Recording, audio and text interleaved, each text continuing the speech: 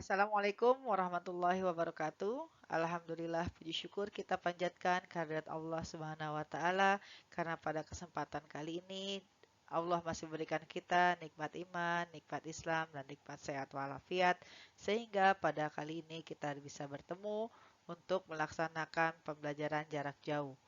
Baik anak-anakku semua, kelas 8A sampai dengan 8F, kini tiba kita saatnya berada pada bab 10, yaitu menghiasi pribadi dengan berbaik sangka dan beramal soleh. Sebelum kita mulai belajar, seperti biasa kita harus melafazkan lafaz basmalah, sehingga ketika kita melafazkan lafaz basmalah dengan ikhlas, Allah akan memberikan kita pikiran yang terang, pikiran yang jernih, sehingga kita dapat mengikuti pembelajaran dengan baik. Mari sama-sama kita melafazkan lafaz basmalah. Bismillahirrahmanirrahim.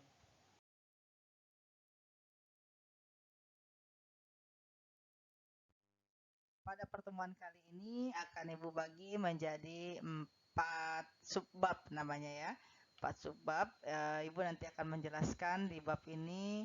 Yang pertama adalah kalian terbiasa berbuat baik kepada orang lain ya, beramal soleh kepada orang lain dengan terbiasa menjenguk dan mendoakan orang yang terkena musibah gitu ya. Nanti juga di pertemuan kali ini akan kita bahas juga dalil-dalil yang berhubungan dengan amal soleh dan prasangka baik. Lalu pada bab ini juga akan digambarkan bagaimana sikap kalian dalam beramal soleh gitu ya, dan juga sikap kalian ketika kalian harus berbaik sangka kepada semua orang. Ya, semuanya nanti akan kita bahas dan kita bagi menjadi 4. Oke, kita lanjut ke slide berikutnya. Amal soleh adalah melakukan pekerjaan baik yang bermanfaat bagi diri sendiri dan bagi orang lain berdasarkan syariat Islam serta ikhlas karena Allah semata. Oke, ini adalah pengertian dari amal soleh. Jadi amal soleh yang kita lakukan itu adalah sebuah perbuatan yang bermanfaat bagi diri kita sendiri dan bagi orang lain sesuai dengan petunjuk yang telah Allah berikan ya, melalui Nabi dan Rasulnya yang sudah kita bahas pada pertemuan sebelumnya. Jadi amal soleh itu pasti mendatangkan kebaikan bagi yang melakukannya. Ya, di sini ada dalilnya nih, yaitu surat Al-Asr ayat 1 sampai 3. Ibu bacakan suratnya ya. A'udzubillahi minasyaitonirrajim.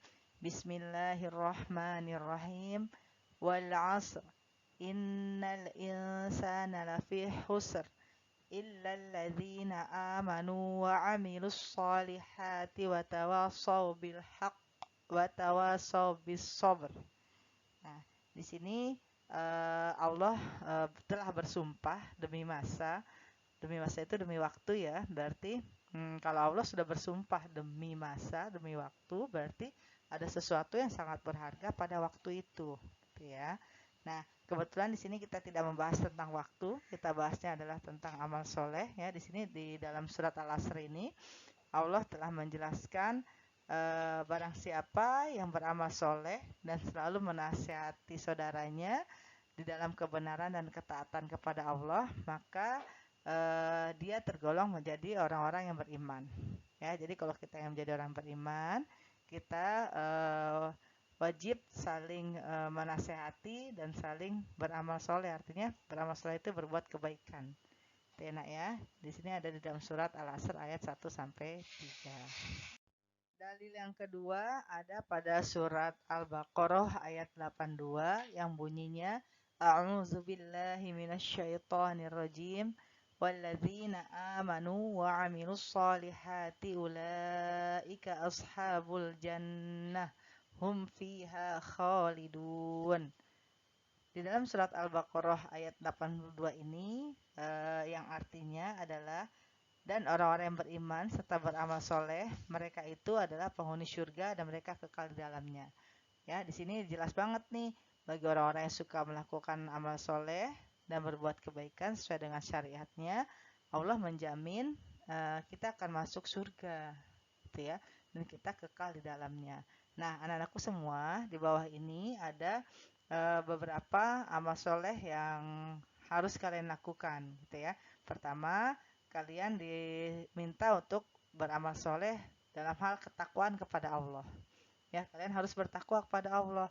Kenapa harus bertakwa kepada Allah? Karena Allah adalah Tuhan kita, Tuhan yang telah memberikan kehidupan pada kita, Tuhan yang telah memberikan semuanya pada kita, yang telah menghidupkan kita, gitu ya, memberikan kita semua fasilitas yang ada di dunia, gitu ya, dan Allah juga yang menjaga kita, ya. Jadi kita wajib bertakwa.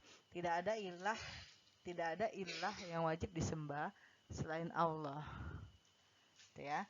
Lalu yang berikutnya adalah berbuat baik kepada sesama manusia. Nah, kita kan di dunia ini hidupnya tidak sendiri. Kita hidupnya bergantung pada orang lain. Maka kita disunahkan atau diperintahkan untuk berbuat baik kepada sesama manusia agar kita menjadi pribadi yang disenangi, tidak pribadi yang dijauhi. Kan ada tuh orang yang ketika dia datang di sebuah kerumunan, begitu dia datang dijauhi. Ya, kita kalau bisa jangan sampai seperti itu. Ya, terus yang berikutnya adalah berbuat baik terhadap lingkungan. Nah, di sini mumpung kalian masih ada di rumah, ya belajarnya lagi di rumah, tuh kalian banyak banget tuh waktunya untuk ada di rumah. Kan kalian belajar paling cuma berapa jam. Nah, selebihnya itu kalian bisa manfaatkan tuh waktunya untuk bersih-bersih terhadap lingkungan. Misalnya ketika di rumahnya ada halaman gitu ya, ada tanaman-tanaman, kalian sapuin tanamannya, tanah-tanahnya kalian bersihin gitu ya. Dari pohon-pohon yang rontok gitu kan, kalian bersihin. Terus kalian siramin bunga-bunganya. Terus kalau misalnya masih ada pot-pot yang kosong, kalian tanamin bunga ya. Itu semua kalau misalnya kalian lakukan semua dengan niat mendapatkan pahala, maka di sini janji Allah jelas gitu ya, kalian akan dimasukkan ke dalam surga ya. Terus yang keempat adalah birrul walidain. Birrul walidain itu adalah berbuat baik atau patuh kepada kedua orang tua. Jadi kita wajib patuh tuh pada kedua orang tua. Kan kita waktu itu sudah bahas ya pada bab sebelumnya bahwa orang tua kita itu adalah orang tua yang harus kita hormati dan kita patuhi. Semua aturannya gitu ya, semua ajakan baiknya harus kita patuhi. Ya, lalu berikutnya adalah beribadah dan beramal soleh kepada Allah. Jadi kita kan sebagai orang Islam, kita mempunyai rukun Islam namanya ya. Rukun Islam itu kan harus kita jalani. Rukun Islam yang harus kita jalani dalam kehidupan sehari-hari yaitu rukun Islam yang kedua tuh. Itu menjalankan sholat ya. Sholat itu sangat baik sekali bagi hidup dan kehidupan kita, baik di dunia maupun di akhirat. Ya, jadi kita harus menjalankannya. Ya ibaratnya sholat itu adalah tempat kita untuk bercurhat atau meminta kepada Allah. Gitu ya. Yang selanjutnya adalah tidak membiarkan diri jatuh kepada dosa. Ya, jangan sampai kita berbuat dosa, berbuat kesalahan sehingga akan membuat Allah murka dan Allah benci sama kita. Nah, kalau Allah sudah benci sama kita, apapun yang kita minta Allah nggak dengerin. Ya, sama tuh kalau misalnya kalian sudah apa namanya? Tidak mendengarkan perintah orang tua, nanti apapun yang kalian minta pasti orang tuanya nggak mau kasih. Ya, terus berbuat baik yang berikutnya adalah saling membantu dan mengurangi penderitaan orang lain karena Allah. Ya, kita boleh membantu orang, boleh juga menyenangi hati orang, tapi semuanya itu harus kita lakukan karena Allah, bukan karena sesuatu, gitu ya, atau bukan karena imbalan. Ya, semua perbuatan baik harus kita lakukan dengan mengharap ridho dan pahala dari Allah. Ya. Ya, selanjutnya adalah menjauhkan sikap tercela. Ya, sikap tercela itu sikap yang tidak disukai oleh kita sendiri maupun oleh orang lain. Lalu yang terakhir adalah menjauhkan sifat malas. Sikap malas itu sikap yang membawa kita kepada kebodohan. Ya, karena orang-orang bermalas-malasan itu adalah orang-orang yang bodoh gitu ya, yang tidak bisa memanfaatkan waktu dengan maksimal. Ya, jangan sampai kita menjadi generasi yang pemalas karena Islam sangat butuh sama kita. Maka kita mulai dari sekarang harus belajar menjadi pribadi yang pintar, yang cerdas, gitu ya. Tadi kan kalian sudah tahu gitu ya, amal soleh itu adalah amal yang sangat baik, yang sangat berguna bagi kita, dan Allah berjanji ketika kita melakukan sebuah amal soleh kebaikan gitu ya, berbuat baik, maka Allah akan memberikan pahalanya surga gitu ya. Senang kan? Pengen masuk surga kan? Maka lakukanlah amal soleh, yaitu amal kebaikan kalau bahasa Indonesianya. Nah, ternyata amal soleh itu harus memenuhi 3 syarat. Ya, kalau misalnya salah satu syarat itu tidak ada, maka dia masih belum bisa dibilang amal soleh. Oke, kita lihat syarat pertama. Ya, syarat pertama adalah harus memiliki niat ikhlas karena Allah. Ya, kita kalau beramal soleh itu semata-mata untuk mendapatkan ridho dari Allah dan pahala dari Allah. Ya, bukan pahala dan ridho dari orang lain, apalagi dari manusia gitu ya. Kedua, amal soleh itu dilakukan harus sesuai dengan ilmunya atau syariat. Ya, harus sesuai dengan syariat ajaran yang telah diberikan para nabi dan rasul. Ya, para nabi dan rasul itu memberikan syariat atau memberikan contoh kepada kita itu tentunya sudah mendapatkan perintah dari Allah. Jadi semua itu sudah dari Allah gitu ya. Lalu yang terakhir adalah dilakukan dengan memenuhi ilmu. Ya, beramal soleh itu harus dengan ilmu. Karena kalau tidak dengan ilmu itu tidak bisa dibilang amal soleh. Ya, kalian pernah nonton film Robin Hood nggak? Film Robin Hood itu kan Robin Hood adalah orang yang sangat baik, yang sangat membantu orang-orang miskin. Dia memberikan segala kelengkapan dan kebutuhan orang miskin. Tapi Robin Hood itu tidak dinilai sebagai amal soleh. Kenapa? Karena dia melakukan kebaikan itu tidak dengan ilmu. Dia memberikan santunan kepada fakir miskin itu dengan cara mencuri. Nah, kalau dengan cara mencuri itu berarti bukan amal soleh ya, karena ilmunya salah. Kalau amal soleh itu memberikan sesuatu itu dengan cara yang baik. Ya, itu dia.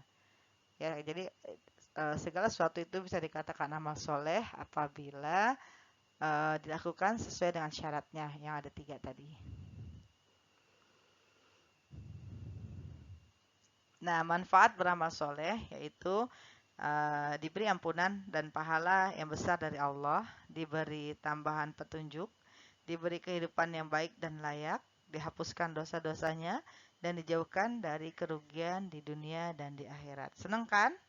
Nah, kalau senang, mari sama-sama kita melakukan amal soleh, mumpung kita masih hidup di dunia. Oke, slide berikutnya adalah tentang sikap berbaik sangka gitu ya. Berbaik sangka dalam bahasa Arabnya artinya husnuzon ya. Dia berasal dari 2 kata, husnu yang berarti baik, zon yang artinya prasangka. Jadi husnuzon itu artinya prasangka baik. Jadi kita sebagai makhluk Allah, hamba Allah wajib berprasangka baik, apalagi terhadap saudara kita yang sama muslim. Jadi kalau bisa kita tidak boleh berburuk sangka kepada mereka. Ya, kita tanya dulu mengenai suatu hal yang kita bingung kepada sumbernya. Setelah itu baru kita bisa menentukan sikap. Ya, misalnya gini. Ketika kalian dibisikin oleh seorang teman gitu ya, misalnya salah satu teman kalian berbisik pada kalian, eh jangan temenin si fulan ya, karena si fulan itu suka mencuri gitu ya. Misal kalian dibisikin kayak gitu sama temennya, maka kalian sebagai seorang muslim, apalagi yang diomongin adalah saudara kalian sama muslim, itu kalian jangan langsung percaya saja dan tiba-tiba kalian menjauhi dia. Jangan, tapi kalian harus berpikir dulu, berprasangka baik dulu, tidak mungkin seorang muslim itu mencuri. Jadi kalian harus berprasangka baik dulu, terus kalian lihat ke orangnya gitu ya, kalian tabayun namanya ya, kalian tabayun mengcross check apakah benar si fulan itu tukang mencuri gitu ya. Kalian tidak boleh berburuk sangka ya. Nah, jenis-jenis husnuzon atau berbaik sangka ada 3 nih, yaitu 1 husnuzon kepada Allah, 2 husnuzon kepada diri sendiri, 3 husnuzon kepada sesama manusia. Ya, mari kita bahas satu-satu. Husnuzon kepada Allah itu artinya kita tidak boleh berprasangka buruk kepada Allah. Ya, kita harus bersangka baik kepada Allah karena semua yang Allah ciptakan, semua yang Allah sudah takdirkan kepada kita itu adalah yang terbaik bagi kita. Ya, kalaupun misalnya dalam doa kita ketika kita minta sesuatu, Allah belum mengabulkan, bukan berarti Allah itu benci sama kita.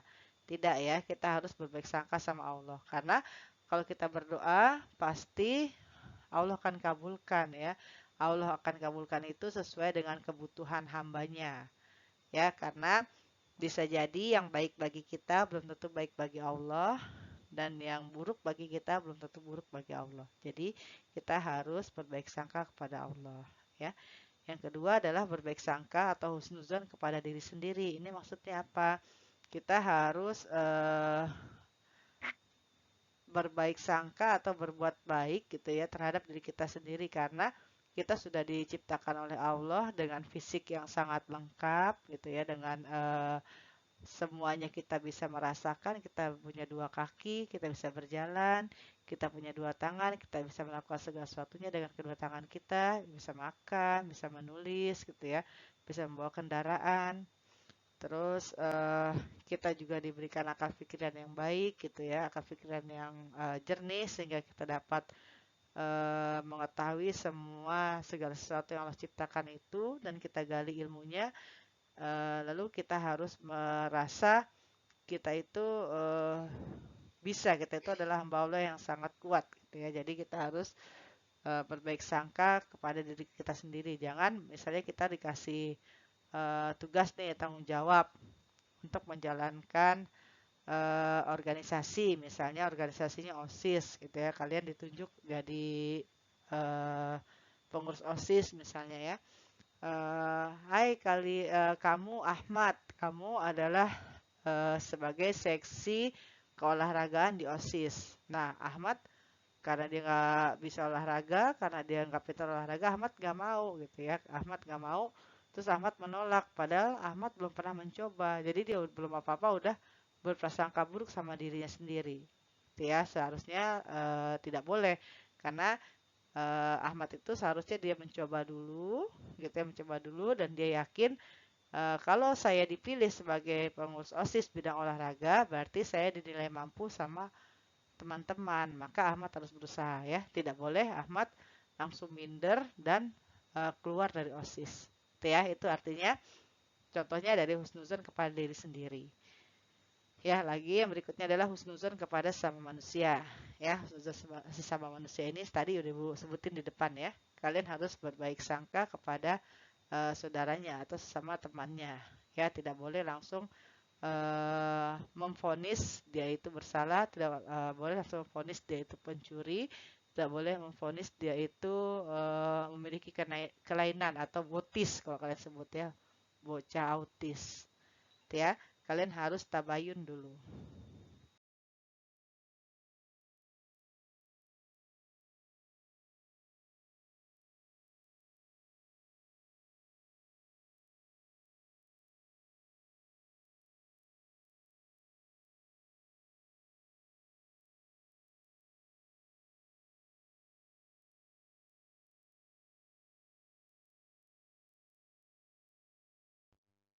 Terima kasih Ibu ucapkan atas segala partisipasi kalian yang sudah mendengarkan, yang sudah menyimak paparan dari Ibu ini tentang bab 10. Semoga apa yang sudah Ibu terangkan, apa yang sudah Ibu bahas, yang sudah kita pelajari bersama, semuanya bermanfaat. Jika ada sesuatu yang bisa kalian ambil dari pemaparan ini, itu semata-mata datangnya dari Allah, ya. Dan apapun yang kesalahan yang terjadi selama pemaparan ini itu datangnya dari Ibu pribadi dan Ibu memohon maaf, meminta ampun pada Allah atas semua kesalahan ini. Ya, terima kasih sekali lagi atas perhatian kalian. Semoga kalian tetap istiqomah dan semoga kalian selalu bersemangat untuk melaksanakan pembelajaran secara online dan tetap jaga kesehatan. Jangan sampai kalian sakit, tetap patuhi protokol kesehatan yang sudah diberikan oleh pemerintah. Ya, kita akhiri bersama-sama pertemuan kali ini dengan baca hamdalah. Alhamdulillahirabbil alamin. Sampai ketemu lagi minggu depan.